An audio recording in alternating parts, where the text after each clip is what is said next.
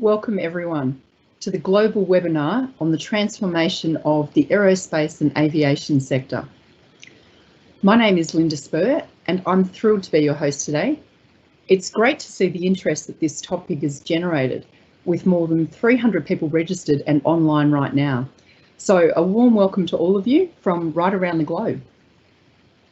In opening today's event, I would like to acknowledge the people of the Woi Wurrung and the Boon Wurrung language groups of the Eastern Kulin Nation, on whose unceded land we conduct the business of the university. I respectfully acknowledge their ancestors and elders, past and present, and I would like to acknowledge the traditional custodians and their ancestors of the lands and waters across Australia where we conduct our business. As I mentioned, I'm thrilled to be hosting today's event. Personally, I have a great passion for aerospace and aviation, and particularly as it relates to education, training and skills development for the future. I've been in aviation for more than 15 years, and in my most recent senior executive position, I was the General Manager of Air Services Learning Academy, responsible for the training of Australia's air traffic controllers, aviation firefighters, technical staff, and basically all training for the organisation. Since then, I've been involved in a number of organisations in the development of formal qualifications and supporting workforce skills generally. So I'm equally as excited as all of you to hear from our amazing speakers. Today we'll be hearing from 3 experts in aerospace and aviation, and they're all members of RMIT's global alumni community. But before we kick off, please, I'd like to ask you that you feel free to add your comments and questions in the Q&A section as we go along.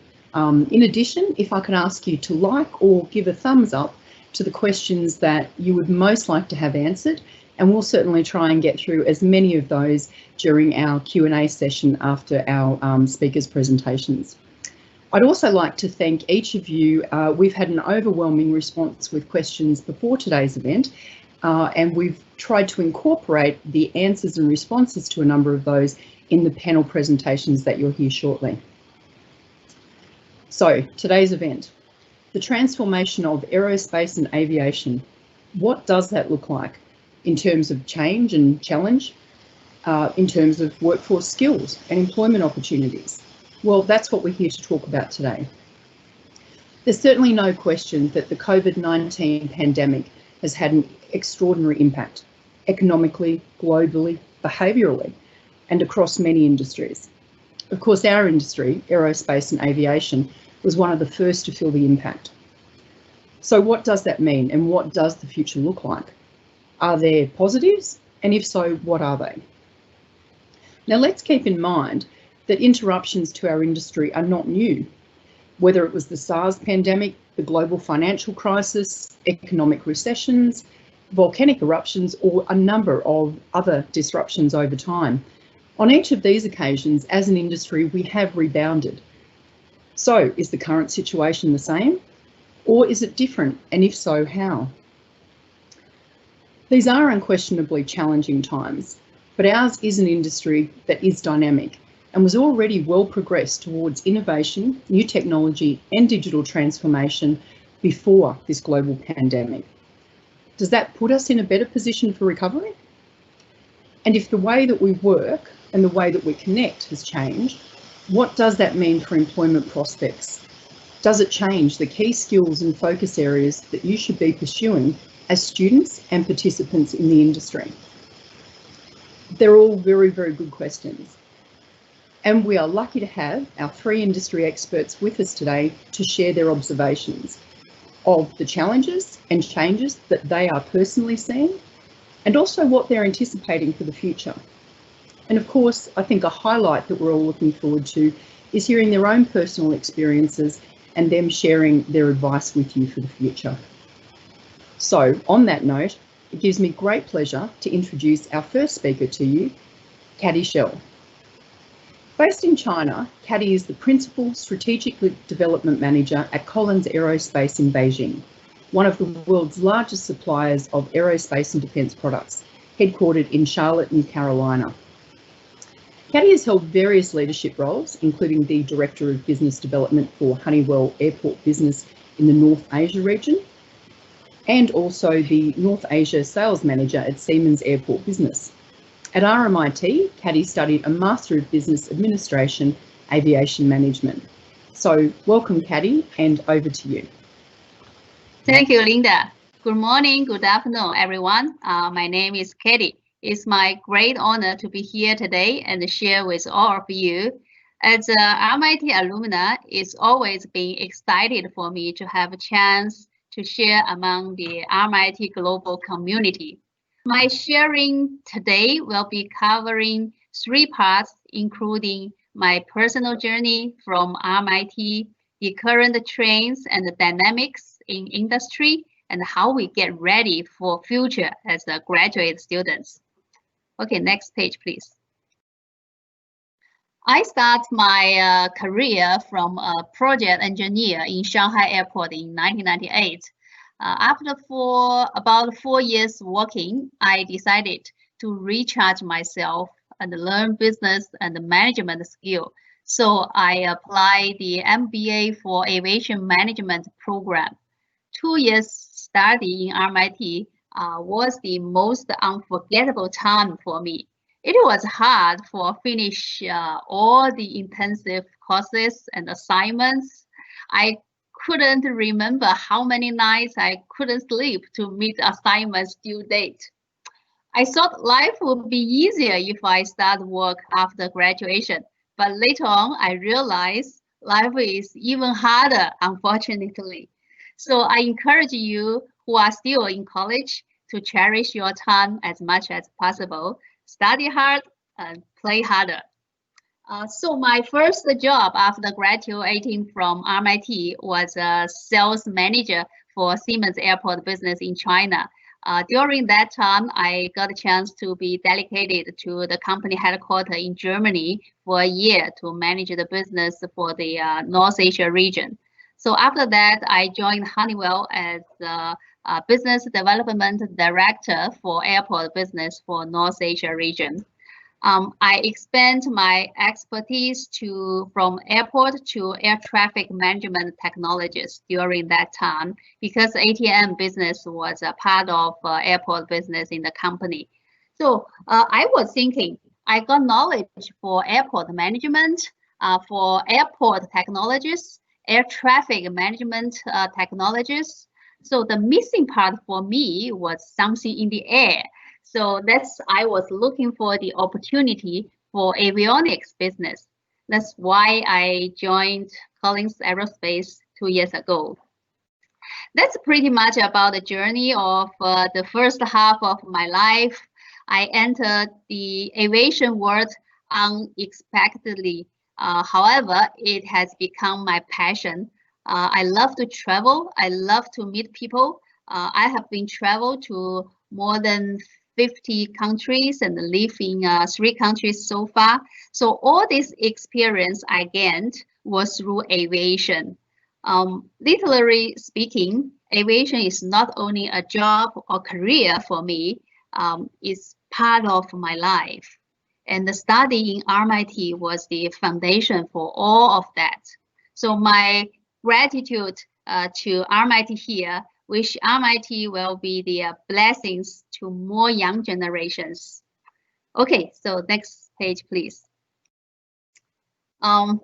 So I would like to share the insights of industry forecast for the traffic after the pandemic. Based on the latest estimation, air traffic demand will start its recovery in Q3 and Q4 this year, but reach 2019 level only in 2023. There are 3 scenarios have been forecasted. The best scenario for full recovery would be Q1 2023. You can see the green line on the chart. The baseline shows the full recovery would be happen in Q4 2023, and the downside estimation would be the Q3 2024. So domestic market are expected to lead industry recovery from the crisis. China has been starting demand improvement since middle February this year, providing some guidance for the possible path of recovery in the rest of the industry. According to the latest information about flight operations in China, the average of a flight recovery rate was about 65 to 70%. Some top airlines, such as China Southern, reached 88% of the traffic last week, compared with the same period of last year. So, restoring passenger confidence about flying will be one of the crucial elements for this recovery. Next page, please. So, what the travel looks like at the post-COVID period, we call it as a new normal, like we wearing facial mask, separate people by social distance, etc. But any innovations to fit this new normal environment and help people to fly again? The answer is yes. There are lots of things going on. What I show here are giving you some example, like a touch-free checking, biometrics passport control, which will help passengers to touch people as less as possible during the necessary process for flight. Also, the UVC disinfecting equipment also will help to keep the cabin safe as well. Some countries announced to open their borders to the travel bubble countries. So lots of policies as well as the innovations are going on to help people to fly again in safe manner. Okay, next page. So how we get ready for future as graduate students? I would say we need to get ready for change because the only constant is change. 3 tips I would like to share here are eager to learn, look for challenges, and never give up. Recall all my working experience for last 20 years. I found each small experience or knowledge I gained and each step I took were valuable. Sometimes we feel the job is quite boring. Sometimes we feel the job was too challenging. But the reality is only we can do the small things well, then the big things will come to us, right? Because whoever can be trusted with very little can also be trusted with much. Like the founder of Alibaba, Mr. Jack Ma said, is with my closing statement. Today is difficult. Tomorrow is more difficult. But the day after tomorrow is beautiful. But most of people die tomorrow evening. So we have to realize that good things can never be achieved easily. So never give up. Okay, that's my sharing today. Thank you very much. Thank you, Linda. So hand over to you. Thank you very much, Caddy. That was wonderful, very inspiring, and it's nice to see there's a positive future, which I think we would all have to agree. We're now going to hear from Andrew Muirhead.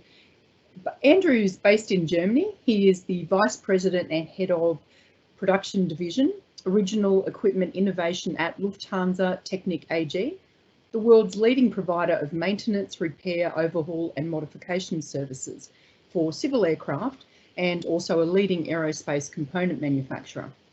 Andrew is also a member of industry advisory boards for a number of aerospace companies. At RMIT, Andrew studied a Bachelor of Engineering Electronics. Welcome, Andrew, and over to you. Hi, everybody, and greetings from Hamburg in Germany.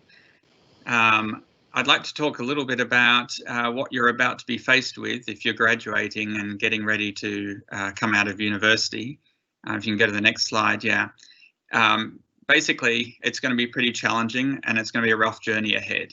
And I speak from experience, not just looking at the situation we have now, but when I left RMIT and started into this industry, I had a very similar experience to what many of you are probably about to go through today. If you can jump to the next slide.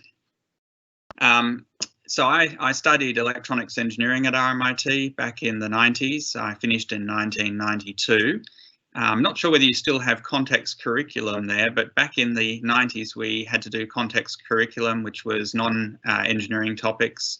And I requested to not do context curriculum and instead to go and study German at Melbourne University, which I was very pleased that RMIT allowed me to do so. So next to my degree, I studied German, and I started to get interested in aviation and ended up doing some aviation subjects in addition to my electronics engineering degree, and ended up doing an internship at Lufthansa in the middle of my degree, which ended up sowing the seed of aviation into my head.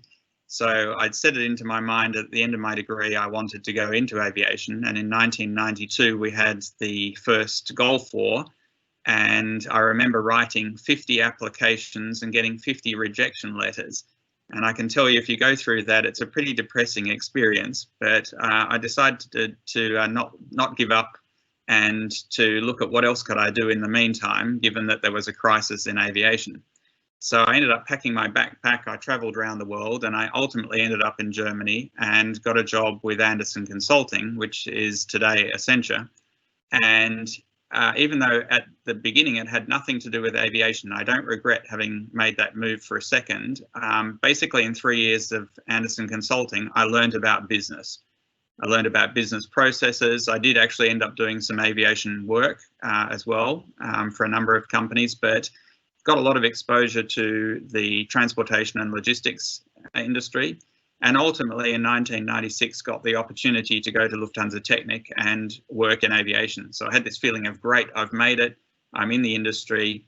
And over the years have developed further business skills. I went and did an MBA in 2014-15, which again, I'm very pleased with now, given the current crisis. It's good to have expanded my portfolio too.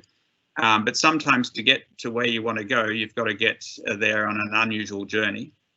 If we go to the next slide, what I realized is over the 30 years that I've been working, there's been at least 10 major crises in this industry. So pretty much on average, every 3 years, we're having some kind of major crisis, whether it's a volcano erupting, whether it's a financial crisis, whether it's a war in the Middle East. There's been plenty of crises along the way, which have all cost the industry significant amounts.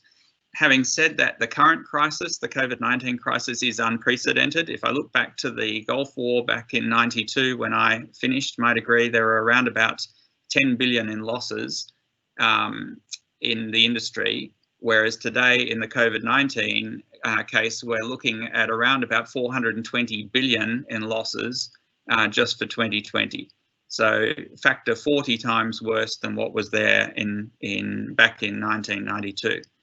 And I don't want to paint too dark a picture, but the reality is you've got significant reduction of passengers, between 50 and 60% reduction in passengers, 7.5 million flights cancelled in the first half of this year, around about 30% of in-service fleets reduced, over 50% reduction in passenger kilometres, 40% reduction in aircraft being delivered, and collective losses on the profitability side, collective losses of 84 billion and 32 million jobs at risk. So it's really a crisis of the likes we've never seen before.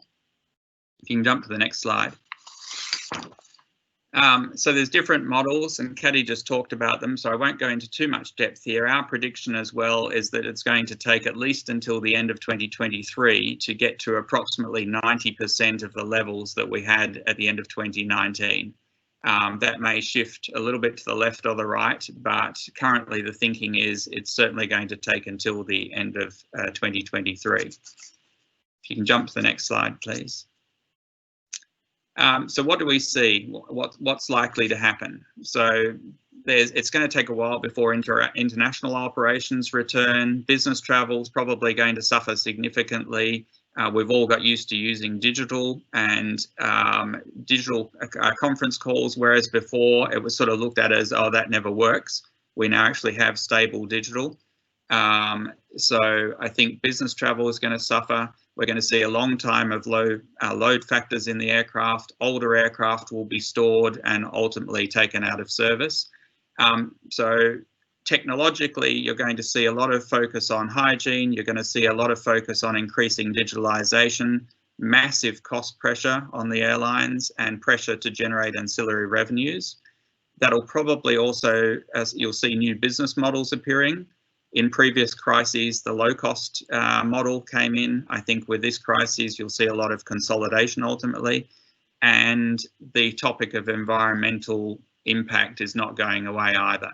I think with loans being given by governments, there will be also strings attached to those to improve the environmental footprint. If you can jump to the next slide, please. So if you look at what could you do as somebody coming out of university looking at, well, I've got potentially 3 years that I've got to get through in order to find my dream job in aviation, what I would strongly encourage you to do is look at your skill set.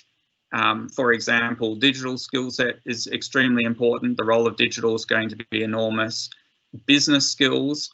I remember back at RMIT, we had economics and accounting, and at the time I thought, why do I need that? I'm an engineer. Not my favourite subject. I probably should have paid more attention, and I'm glad I did an MBA later on to better understand it. Those are things that are invaluable. I remember we had to do law for engineers back at RMIT, also hugely valuable as well. So look at where can you spread your overall education to build up additional skills. And remember that it's not about having the perfect job immediately. It's about building up relevant experience, and you've just got to be patient. And if you're patient and you look at building up relevant experience, you will ultimately find your way into aviation. And so I would encourage all of you, don't give up. There's plenty of opportunity out there. It's going to take patience, and you might have to do a pivot before you ultimately end up in aviation. So I think if you can jump to my next slide. My message really is, first of all, thanks for listening and good luck. You're going to need a lot of luck, but luck is also in your own hands. It's what you make of it. Thank you. Thank you very much for that, Andrew. That was fantastic to hear your projections also for the future. But I think also for our audience to hear that there's many pathways to get there, some really great advice. So thank you. We're now going to hear from Dr. Matt Marino. Matt is based in Australia, and he is a senior lecturer at RMIT School of Engineering, Aerospace Engineering and Aviation. He's also one of the leaders in the Unmanned Aerial Systems research team. Matt is a drone pilot and has more than 15 years experience with both fixed wing and multi-rotor drones of various sizes. At RMIT, he studied a PhD in Aeronautical and Astronautical Engineering, and also a Bachelor of Engineering, Aerospace, Aeronautical and Astronautical. So welcome, Matt, and over to you. Hi, thank you very much. And thank you for having me today. So you could probably go to one of my next slides. So today I'm going to be focusing on essentially what the drone industry represents. The drone industry has recently become one of the emerging aviation and aerospace industries, and it is growing at a very rapid rate. So we looked at 4.4 billion in terms of growth revenue in 2018, and we're forecasting something to 63.6 billion by 2025. You're probably saying, well, why is this relevant? Well, first of all, it shows you the scale in which it is growing. And second of all, it shows you opportunity, because unlike drones, which are used for photography and videography, which is the dominant market in the drone field at the moment, we're finding more and more applications for this technology at various scales. And when I talk about various scales, I mean from the small drone you see at the top right-hand side, all the way down to essentially the Uber Air concept, where we're actually using essentially drone technology to transport people across the sky with very minimal human control. It's basically a drone flying people as cargo. So we're looking at different types of industries emerging which adapt drone technology to agriculture. We had a meeting the other day with some very interesting people, environmentalists, that want to use drones to reseed forests in order to rejuvenate growth in fire-stricken areas, which is a very humanitarian purpose.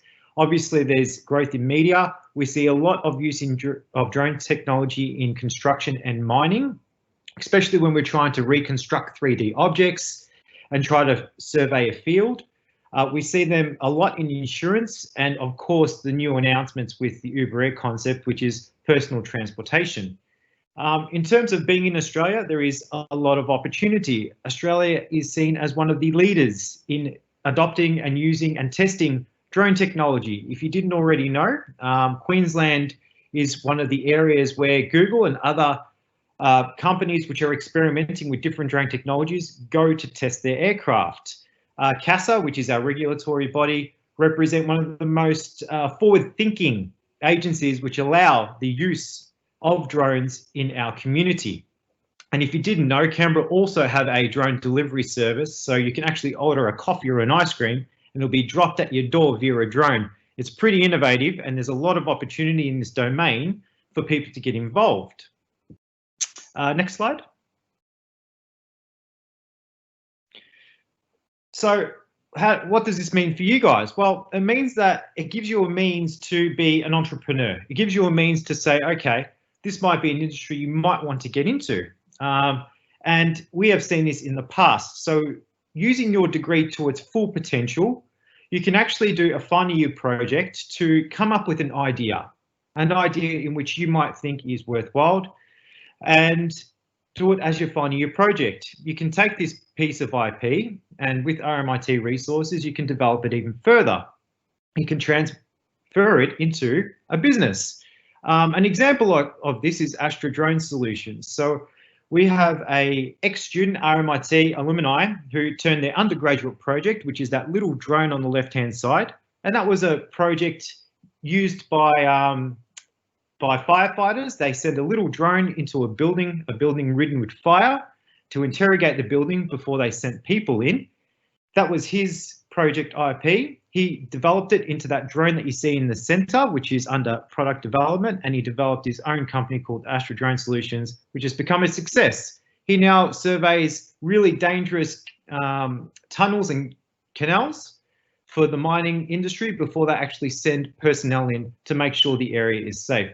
So it's definitely one area in which you can really be entrepreneurial, and it doesn't cost you all that much because a lot of this technology is small, it's cost effective. So the financial risk to you is actually quite small. However, in terms of job perspectives, I would encourage you all to get involved in extracurricular activity as well during your degree, whether that be through the UAS research team or even the SAE racing car team or any other extracurricular activities that you want to do, because essentially the hands-on experience that you get from these teams building something or competing in some type of university level race is going to propel you in terms of attractiveness to a potential employer. From my experience, a lot of my students that I have gotten to know personally through these teams end up finding very useful jobs because of their highly applied and hands-on experience. Next slide. But in terms of the future, there is a lot of opportunity. So even if you did want to take education a bit further, there's always opportunity to get you into the research and development fields. Like my panelist colleague just before, if you want to do a master's or a PhD during these very hard and tough times, it might be beneficial for you to do so. There are scholarships involved in which you can apply for and try to get, which will effectively support you financially through a master's or a PhD degree. You can develop an idea or go through a project you want to develop even further. Obviously, during these times are tough, so trying to navigate through this tough time in aerospace and aviation is completely up to you, but there are opportunities there for you. I've just given you one, but there is a lot more out there in which you can really, really put your heart and mind into to make you more attractive in the field. So here are some research and development projects that I'm definitely involved in.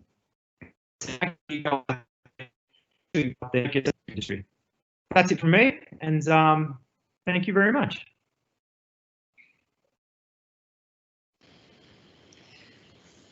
Many thanks, Matt. That was fantastic. And given that I live in Canberra, I was certainly I'm fairly au fait with some of the deliveries going on around here. So good to hear. Now, look, it's been wonderful hearing from each of our speakers, but I think we get to an even more exciting part now, because we get to go to some live Q&A. And as our speakers have been presenting, we've had a flurry of activities. So I'm going to ask the first question to Caddy, if you don't mind. Caddy, we've got one of our female audience members, and she'd like to know, as a female, what do you suggest that she could do to improve her resume when searching for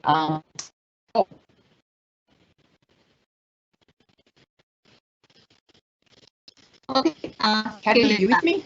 It's an interesting question. Hello? Yes, thank you, Caddy. Over to you. Yeah. Okay, thank you, Linda. It's an interesting question. So be honest, in aviation world, females are the minority of the community, but I wouldn't say it's a disadvantage for female. But the other hand, I would say sometimes it's advantage for female. For example, if you had the same skill like other gentlemen, like other males, then because we are the female, we are more outstanding from the candidates, right? So my suggestion to you to get ready for the future, for the job. It doesn't matter you're female or male, we cannot change, right? The only thing we can change is we develop our skill. We try to do the networking as much as possible and get ready for the new challenges. Yeah, I hope it's a help for you. That's excellent. Thank you very much, Caddy. I'm going to jump back to Matt. I know we've only just left you, Matt, but we've already got one of the questions coming through with an interest in UAVs. So the question is, what has been the impact for UAVs and what are the opportunities? I know you've already touched on some of that, but we kept you to a bit of a time limit. Is there anything more that you'd like to share with the audience? The impact to the UAV industry, well, it has been impacted. To what level? It's uncertain. I can't really quantify it all that much. However, the UAV community is not in one box. You can use the use of UAVs in different industries is quite wide at the moment. So essentially the market hasn't fallen as much as, say, aviation, where you're transporting people around. In terms of opportunities, they're always growing. So I see a lot of people in geospatial sciences, surveyors, a lot of risk management and environmental groups use UAVs, surf lifesavers. The people using drones for various things is increasing. I haven't seen a drop in the uptake of UAV technology. So there are opportunities, but like I said, they're very widespread. So I can't really pigeonhole where exactly the opportunities are. You need to do a little bit of searching. I think that's a good foundation for our audience to kick off from. So thanks very much for that, Matt. Now, Andrew, I've got a question for you.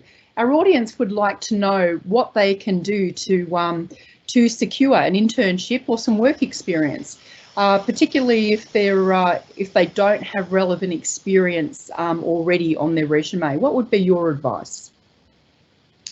I would say, I mean, one of the reasons you do an internship is to build experience. So when we look for interns, we're actually less looking at the experience that they bring. We're more looking at the motivation. So, for example, last year we actually took 2 students from Australia for internships here, and we had a lot of applicants. And I remember one student calling me saying, "Why didn't you take me? I have perfect scores. I've got all of this experience." The problem was in his interview, his motivation was not clear why he wanted to do it. And in fact, the students we ended up taking just showed incredible motivation why they wanted to come here. So believe me, a lot of it's to do with motivation. It's less to do with the experience that you bring. Yeah, I think that's some really good advice there. Now, I do also have got quite a number of questions coming in, but there seems to be a fair bit of interest from our audience wanting to know what would, and I'm going to open this up actually, I'd like to hear from all three of you if you don't mind. What would you say that the skills that graduates now have this period of change? Can I start, Caddy, would you like to kick off first? We might go in the order of our earlier speaking. Okay, I just double check the question is top three top three skills that you would say are critical for graduates as they head into this transform change industry of ours. Yeah.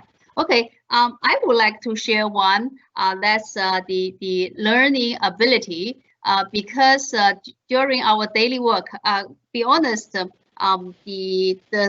knowledge we study in the college, when we start a job, you might see maybe we have to learn new things every day during the daily work.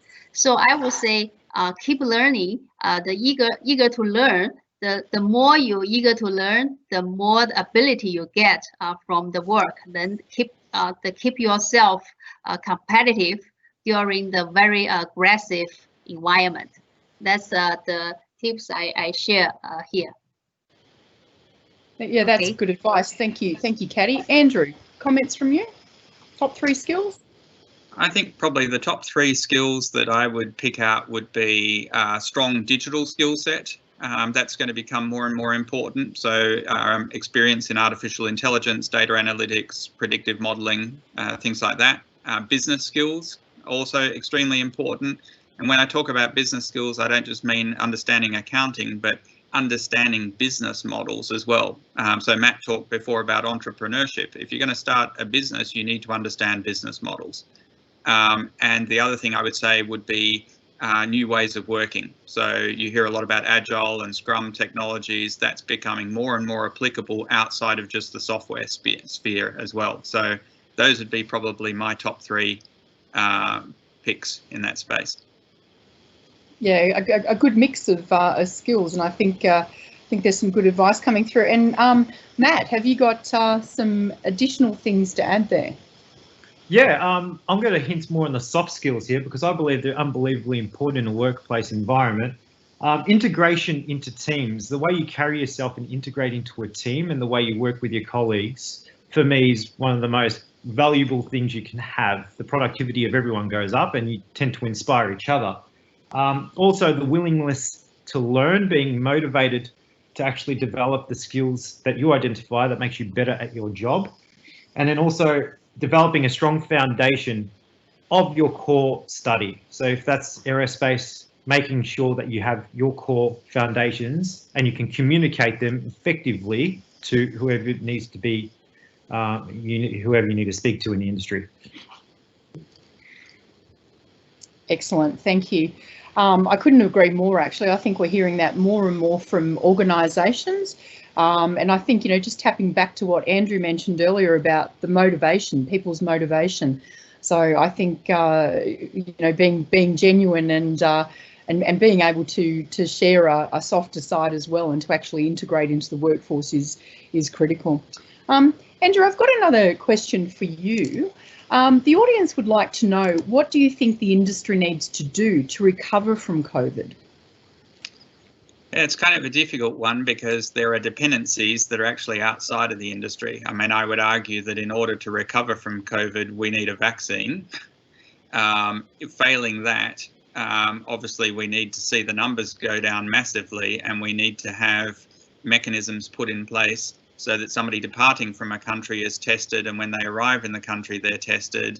to even enable international air travel to take place at all. So I think that's probably the prime thing, which is beyond the control of the industry itself, where we have a dependency on others. That's the only thing that's ultimately going to lead to any form of recovery. Once that happens, the biggest thing in the industry is going to be stringent cost management, because at the beginning the planes are not going to be very full. There's going to be fighting to fill the seats, which means you'll have price wars. So I think it's those two things, an external dependency and stringent cost management for the first years in order to come out in a fit shape on the other side. Excellent. I'm going to throw a question open to all of you, if you would. What advice would you give? And I know each of you touched on this in your presentations too, but it's clearly a hot topic for our audience. What advice would you give to aerospace and aviation students right now as they come to the end of their degrees? You know, they're asking the question, do they pursue further studies? Do they try and get a job in an aligned industry? And I think, you know, you've each followed different paths, and you've got some good advice to share. So, Caddy, could I kick off with you, and we might go in that same order again, if you don't mind? Sure. My advice would be dream big and start with small. Although it's a very, very challenging environment this year and the year move forward, but if the aviation or aerospace are your dreams, so set the goal, keep going towards it, and you will get it one day. Thank you. I love that. Not only is it inspirational, but I think, you know, from our own personal experiences and our career paths, there's absolute truth in that. There's many ways to get to where we ultimately do. So, Andrew, your advice, because you've had a very interesting journey as well, as you shared with us earlier. Yeah, I have to agree entirely with Caddy. Set the goal. Where do you want to go? And when I left RMIT, I'd set the goal, I want to go and work at Lufthansa. I had that in my head, and I knew that the road to get there was going to be difficult. So I looked at what else could I do that's going to make me relevant in a few years' time when I could work there. So I would agree entirely with Caddy. Set your goal, decide where it is you want to go, and then figure out what can you do that in the initial look at it, it might not seem relevant, but the deeper you dive into it, you build up relevant skill sets that are going to become important to help you achieve that goal. And don't lose sight of it. It's very easy to get depressed and disoriented in times like this. This is an industry that needs resilience. And if you don't have resilience, if I only have to look back the last 30 years with all the crises we've had, if you don't have resilience, it's not the industry for you. So you need to be resilient, and you've got to stay positive, and you'll get there. And I'm sure you'll all land on your feet where you want to be as well. Yeah, that's so true. We keep hearing that word a lot, don't we? Resilience. There's a lot of truth in that. Andrew, just before I move off you, I know your journey took you internationally, and that's some of the questions that our audience had even posed before today's event. Do they pursue something internationally? Do they stay domestically? Do you have any particular advice on that? I think it depends on how adventurous you are. I mean, I personally think going and living and working in another country, first of all, I'd call it character building. You throw yourself in the deep end, particularly if it's a country where they speak a different language. It's just an incredible experience, and I don't regret it for a second. It's had its ups and downs without a doubt, and living in a foreign country, you have different mentality to Australia. There's lots of things you end up missing from home. At the same time, there's so much to learn how people do things differently in other countries. So anyone who's adventurous, I would say go for it. You can't make any mistake. Excellent. Now, Matt, I'm not going to let you off the hook either. I'd like to pose that same question to you. So just as a bit of a recap, what advice would you give to our aerospace and aviation students right now as they come to the end of their degree? I would say be proactive. Start your networking and start writing emails and making calls, and try to connect with people in the industry. What I generally find with students, the students who reach out to other professional engineers asking if there's opportunities around, At the worst case scenario, they will say no. The best case scenario, they'll refer you on to someone who is looking for someone to fill a particular role. Don't be too disheartened as you try and search for your first role. And even if the role is not the dream job you expected, the benefits of that role will do you good in the future. You will learn essential skills in that workforce in which will allow you to go further and track to your ultimate goal. As Andrew said, essentially we're trying to aim to a job that you're happy with. During these times it's hard, but you can be proactive. So don't be stagnant. Try and set yourself tasks every day to try and really get yourself into a position. Excellent. Now I've got a question here with regards to future space activities in Australia. What is your opinion? What is your projection? Can I open that up broadly to our speakers? Who might like to cover that one for me? I'll start with that one. The reason why I'll start with it is because we're actually involved in a quasi-space mission using drone technology now, but instead of drones, we're using balloons, and we're trying to do fire sensing. So essentially we're flying balloons all the way to 65,000 feet, and we're trying to see if there's fire on the ground to put it out very, very quickly before it turns into a massive bushfire. So I think there is opportunity in essentially space technology, and it looks like we're venturing to that sort of field, but it's still in the very early development stages. However, it still exists, and you kind of need to search for it. It's not very much in the public eye at the moment. Yeah, look, is there anything that either Caddy or Andrew might be able to add further to that? Otherwise, I can always leave it as a little thought bubble and we can come back to it. Because I've got quite a few questions coming through, so I'm happy to jump into another one for Caddy and Andrew. Linda, we like to stay below 40,000 feet. All right, well, with that in mind, let me ask you this question. Will the demand in commercial air travel due to COVID-19 impact the production of future aircraft? So, for example, cabin configuration, distance range, so very much around that whole social distancing. I think both Andrew and Caddy would be well positioned to answer that one.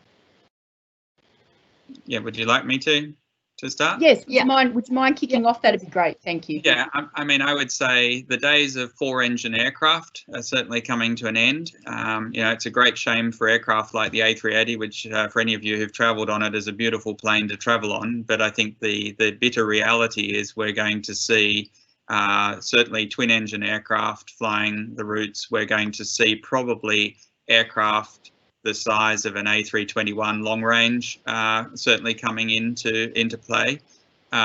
What I don't personally see is there's been a lot of talk about leaving the middle seat empty. That's simply just not economical for airlines to do. I think, I mean, currently you're seeing a lot of usage of masks on board aircraft in Europe and in the United States. I'm not quite sure what's happening in Australia on that front. But I think it's highly unlikely that we will see middle seats being left empty. That's just simply not economical for airlines to operate in that manner. But we will see smaller aircraft, and we will see the older aircraft being moved out of the airlines' fleets. And Caddy, can I ask your thoughts on that? Yeah.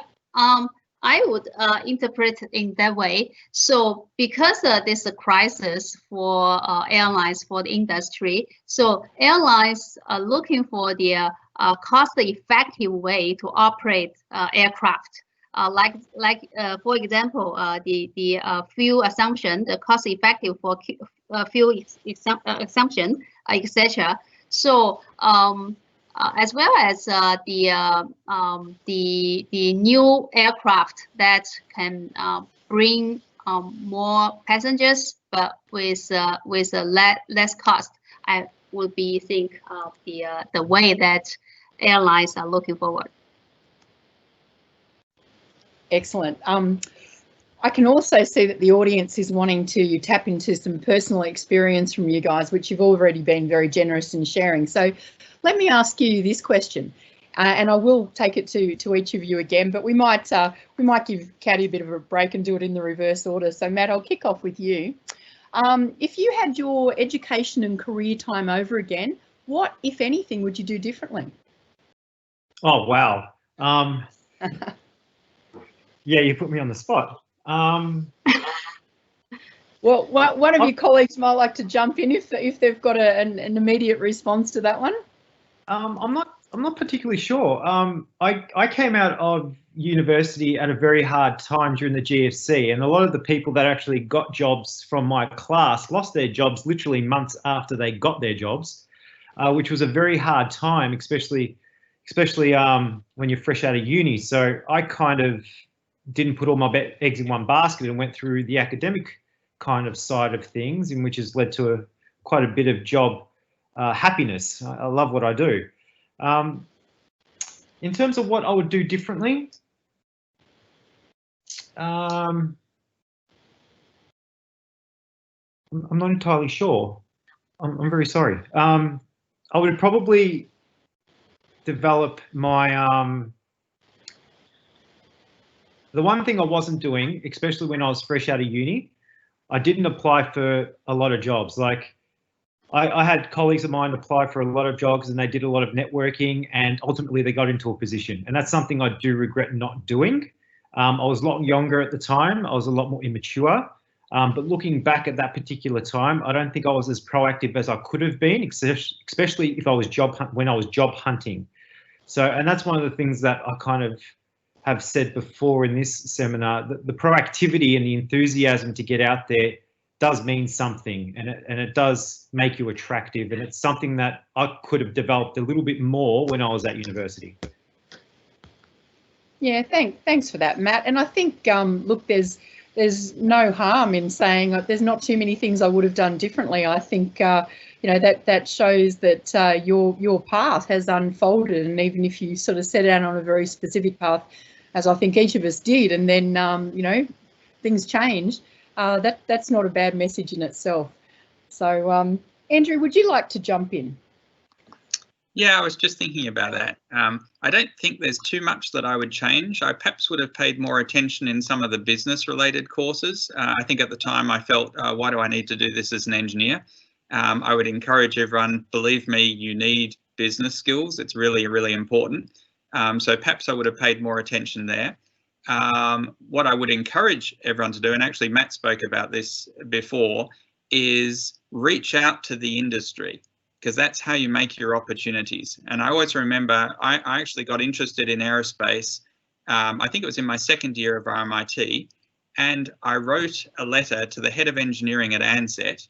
And I just looked up the address, wrote to the head of engineering and said, hey, I'm a student at RMIT. I'd really be interested in seeing how people work in engineering inside an airline. And a couple of weeks later, I got a response back, and I got invited into ANZET to basically spend a few days tagging along behind an engineer. And the guy who took me around said, obviously you reached the right person in this company, because we've been told to show you everything that there is to see. And that lit the spark for me. And I would really encourage you, don't be afraid to reach out to people where you think they might ignore you. They won't. Generally, people in industry get actually excited when people show initiative and do something like that. I think that's so true, Andrew. I know I often give advice to graduates or people who are keen to get into our industry, and it's very similar. Don't be shy. As much as it might take you out of your comfort zone, actually reach out to people. I'm overwhelmed by how generous our industry is in sharing their advice, in connecting with people, and you know, again, it develops those soft skills. It develops knowledge and connections that are very important, not only in these times, but in any point in time. Caddy, how about you? If you had your time over, what would you do different in terms of your career? If I had time to do it again, I would rather to stay in RMIT or stay in Melbourne for a longer time because it's the most livable city in the world. Okay, joke aside, if I do it again, I would say I would balance more. I will focus more the technical skill and business sense. I think it's really helpful and for the future business and the career. Sometimes some people has very good technical skill and some people has very good business mindset. But if we can combine and have a very good balance, then will be huge helpful for the career development, I would say. Excellent, thank you. So I've got another question that's come through. How do you see skill sets changing in the next 5 to 10 years? We've already had a lot of conversation or through the presentations about digital transformation, the impact of technology, changing in behaviour and what that actually means. So what does that actually mean, do you think, for skill sets and changing skill sets in the next 5 to 10 years? I might kick off with Matt, if you don't mind. And I know, Matt, you touched on soft skills and a few other things, so that might be something you'd like to extend on. Yeah, I might just diverse off the soft skills, and what I see is an emerging trend in terms of wanted skills is essentially software-based skills, which has got to do with coding and systems and how things interact with each other. I'm seeing a trend in the industry whereby it's less about hardware and more about software in terms of making things work. And of course, engineering, of course, is about fluid dynamics and aerodynamics and mechanical and structures and materials, of course, but we're seeing more and more jobs, especially from the students that I've seen go out into the field, which are more systems related. It seems that the systems area in aviation and aerospace is expanding just because of the way that the industry is developing in that direction. So simple levels of code, whether that be C, MATLAB, Python, is a very favourable trait, and one that we're seeing more and more in the industry that the industry actually wants students to have. So that's my little take on it. Apart from that, soft skills I think is just a good thing to have overall. You need to be active and communicative in the industry environment anyway, and anything that develops those skills is going to be obviously advantageous. But yeah, that's my take on it. Thanks, Matt. Caddy, how about you? Have you got something you'd like to share on that in terms of changing skill sets over the next 5 to 10 years? Sure. For my experience for last assignment in the industry, I saw lots of changes for the the technology perspective. I just take example. My department is in charge the air-to-ground communication for the globe. All the aircraft air-to-ground communication are taken care of by my company right now.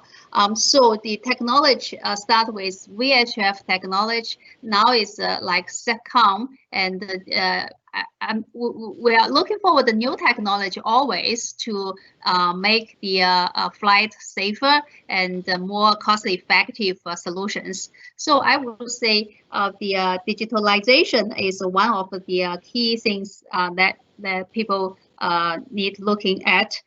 The skills from a skill set point of view, and the technology change will also be follow the trend of the world. Yeah. Thanks for that, Caddy. And Andrew, from your perspective? I think if I was at uni now about to come out, probably the area that I would most focus on is building up solid digital skill set. If I look at the hiring that we've done in the last couple of years, there's been a very strong focus around data science, strong software skills, system engineering. That's probably been the top areas. We obviously have, as a maintenance repair overhaul organisation, a strong interest in predictive maintenance. That requires data science knowledge, but also requires systems knowledge, and it's the combination of the two, I think, makes people very valuable to the organisation. So pretty much goes in line with what Caddy and Matt said as well. I think certainly strong digital background and strong systems background is you can't go wrong there. I think you've actually been seeing some of the questions from the audience, because you've perfectly answered this next one, I think. But again, I'll open it up to each of you if you have more to add. The question was, and I think we've already heard that there's a big yes, is the knowledge of data science relevant to the industries of aeronautics and aerospace, and is that a skill set that you suggest is required? So again, as I say, we've already touched on that, but is there anything more any of you would like to add?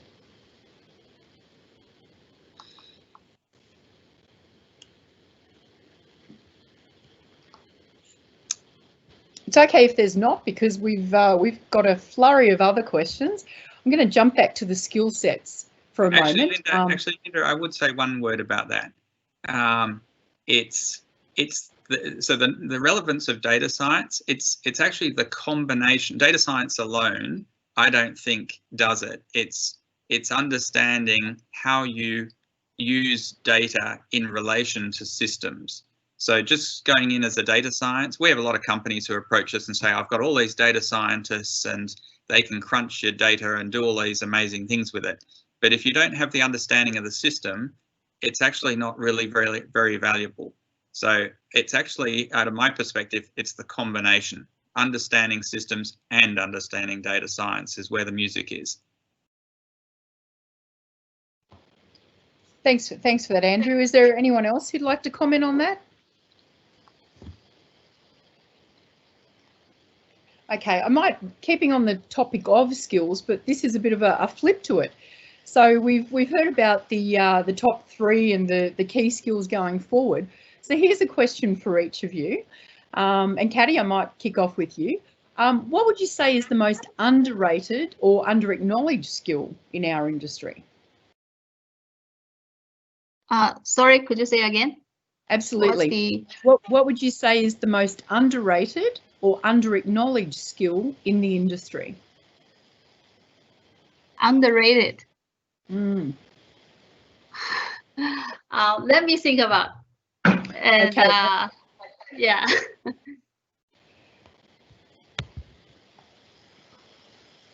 Andrew, so, Matt, yeah. would you two like to jump in while Caddy's having a bit of a think about that one? I would say people skills is the most underrated. You know, we tend to churn out. Often the focus is on getting good results, being technically smart, but that alone doesn't cut it in business. You need to have strong people skills so that you can work in teams. And in the current business environment, you get moved around to different teams. That's happening at a much greater pace as we move towards like agile project methodologies, and being able to get on with people and work with people is so important. And I would say that's probably the most underrated of them all. Yeah, I would have to agree with that. Sorry, Caddy, did we jumping in there? No, that was me. Yes. Okay, Matt, you first. Sorry, I was going to throw in a curveball here, and I think one of the most underrated skills in the workforce is humour. And I say that because it breaks down barriers between people and it allows effective communication. Of course, workplaces are serious environments, and of course there's a place for really serious hard work, but there is a place for humour. And sometimes in meetings, I find it super useful, especially when I'm trying to communicate with people and bring everyone on the same level. It's a very effective tool, and those little things really help in meetings and communicating with other professionals. So it might be very left field in terms of advice, but it's humour is definitely something that I value, especially when I'm communicating with people. I think you're onto something there, Matt. I think it's a good point. Now, Caddy, you've got something to share. I can't agree more with what Andrew and Matt say. So fully agree with that. I would say the aviation industry or the aviation world is quite international business. people need to be more skilled for communication, and the humor sense of humor is very helpful to make people to work together easily. Yeah. So absolutely, I agree with that. It's good to I think it's good to see that there are a number of skills. Some of them are very technical, but some of them you know, we refer to them as soft skills, but I think they make us work and function so much more effectively and productively, and I think that's very important. Look, we unfortunately we have got a string of questions, and looking at them, we've got some amazing questions that are still coming through, but we are pressed for time. So I'd actually like to, we're getting to a stage where we do need to wrap up. So I think what I'd like to do is ask each of the speakers a final question that they might answer in just a few words, if they would. So my question for you, and this has come from the audience, as a result of the pandemic, what has changed in the sector that is definitely here to stay, in your opinion? And Caddy, would I be able to kick off with you, please? Sure. I would say the way that people communicate was changed. So like the online communication like we have right now would be the new normal in future. So I would say stay connected, stay inspired. Thanks for that, Caddy. We're hearing that whole connectedness and network come through as a bit of a theme, aren't we? So now, Andrew, your thoughts on that same question. As a result of the pandemic, what has changed in the sector that is here to stay? I would agree with Caddy. Digital collaboration. It's had a massive impact over the last months. If I think at the end of last year, we started to introduce Office 365. Thank goodness we did. The timing was perfect. And I remember my team asking me at the time, why do we need Microsoft Teams? What's the point in this? I can tell you no one is asking that question anymore. And the transformation in the way we've been working with each other just in the last 4 or 5 months has been massive. And I think when I talk to people in other companies, they say exactly the same. That's here to stay. And it's unfortunately going to have an impact on business travel, which is bad for, you know, companies like ourselves with a bunch of airlines in the group. But I think it's a reality. I don't think anyone can question that. I think you're absolutely spot on, Andrew. Thank you very much. And Matt, from your perspective, let me ask that very same question of you, please. As a result of the pandemic, what has changed in the sector that is here to stay? I think the stigma of getting nothing done working from home is certainly gone and is certainly going to change. I've certainly getting more done at home for some reason. Maybe it's less talk around the drinking station. I'm not entirely sure, but my effective working week at home has effectively made me more efficient. So I think the stigma around working from home and working from home into the future is going to be something that is going to be accepted globally. That's excellent. Thank you very much. Look, we are almost out of time, so I think I will wrap up. And I know that we've got a survey and so forth, so let me share some information with you. So firstly, I'd like to thank all of you.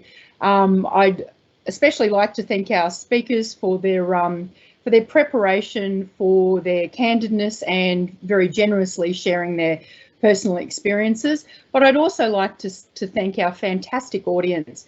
Not only do we have so many of you from right around the globe joining us today, but your questions and your participation today and also ahead of today's event has just been magnificent. So thank you very much. It's definitely important to keep these conversations going.